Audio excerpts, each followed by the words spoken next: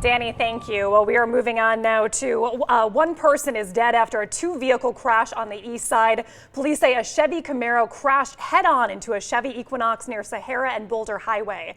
The passenger in the Camaro died on scene. Both drivers were taken to the hospital with non-life-threatening injuries. Authorities are investigating if impairment was a cause. 8 people are thankfully going to be okay after a crash involving a tractor trailer. This happened today near Kyle Canyon Road and the 95. State troopers say the trailer ran into a passenger van. The road was closed but has since reopened. Police are still looking for the woman who was responsible for hitting and killing a motorcyclist last night. They have released new information hoping that you can help them track her down. What's sad is she didn't stay behind and she fled on foot.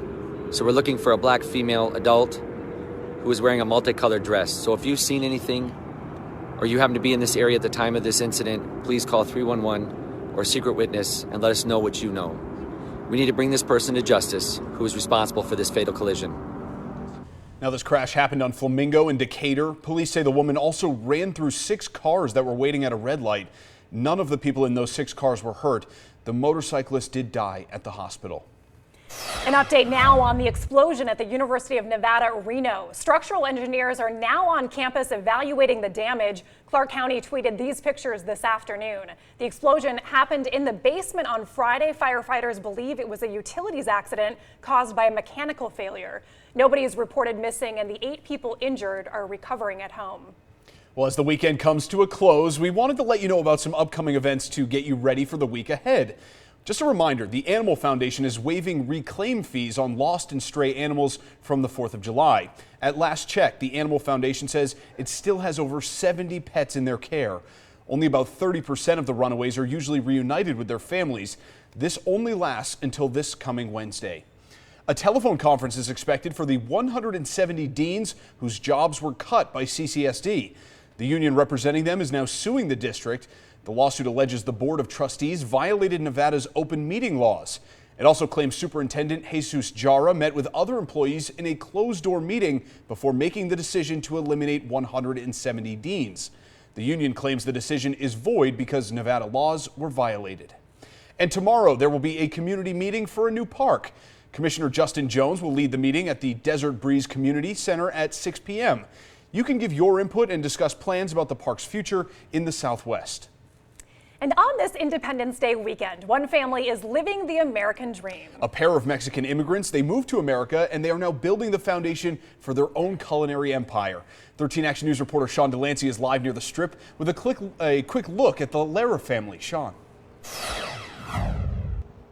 Jackie Ross, somewhere buried between these skyscrapers of Las Vegas is a true diamond in the rough, and that gem is truly delicious. It's called the Flavor of Life food truck, and if you're lucky enough to find it on the street, you can find a fusion of Mexican, Mediterranean, and American food inspired by owner Paula Lara's life in Guadalajara, Mexico. You see, she immigrated here 13 years ago, and after trials and tribulation, Lara has finally begun to find success and satisfaction feeding the people of the valley.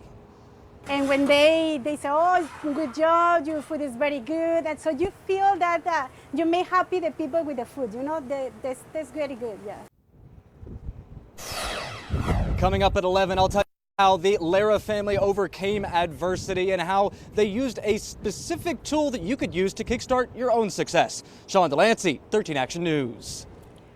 Well, it was a great day for U.S. women's soccer today. The team took the world by storm and claimed the World Cup title. We have more on highlights from the game coming up. Plus, a local woman says a driver hit her car and then attacked her when she pulled over. Why part of the case was closed and no arrests made. Stay with us.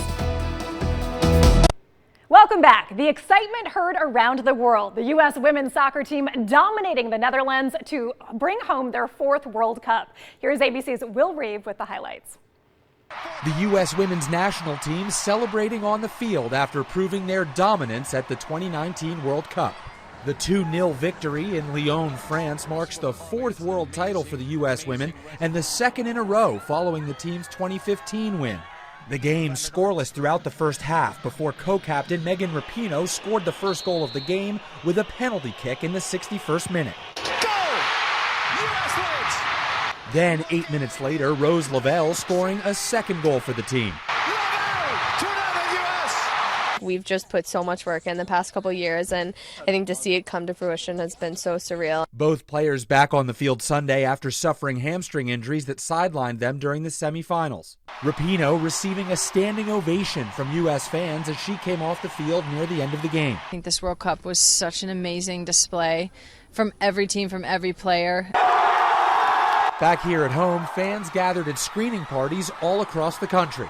Unbelievable to watch. Really proud. Team manager Jill Ellis remains undefeated at the World Cup, becoming the first manager to win the tournament twice. FIFA recently announcing they doubled the women's prize money to $60 million, but that's still far less than the $440 million for the men's prize.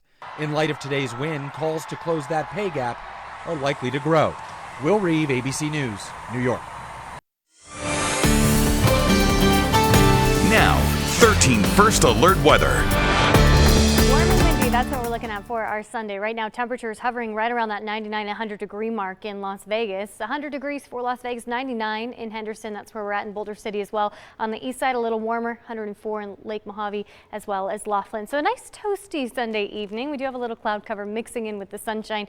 But again, I think what you'll notice most as you step out the door is the wind. It's a bit on the breezy side. Wind speed right now, this is sustained wind, anywhere from 10 to 20 miles per hour. We have a 23 mile per hour sustained wind in Laughlin, about 10 miles per hour in Las Vegas, around 9 for Mountain Springs and Pahrump. But looking at the wind gusts, we've clocked as great as about a 40 mile per hour wind gust in the past hour in Boulder City. So that is a pretty gusty day. Henderson, 21 mile per hour wind gust, 25 for Overton. So you'll definitely notice the wind as you head out the door. We do expect that to back off a little bit as we head into the start of the work week, both tomorrow and Tuesday. Lighter wind. You will still notice breeziness at times, but we don't expect those gusts to be up to the 30, 40 mile per hour range like they are today. You're also noticing the cloud cover out there. It looks like we have a nice break right now. Still some thin high cloud cover, but seeing a little more blue in the sky. We do expect one more round of cloud cover as we head through this evening, and then drier air will move in overnight. That's what our futurecast shows. Again, this is the HRRR, and it does show the overnight hours are clearing out quickly. That means we'll wake up to sunshine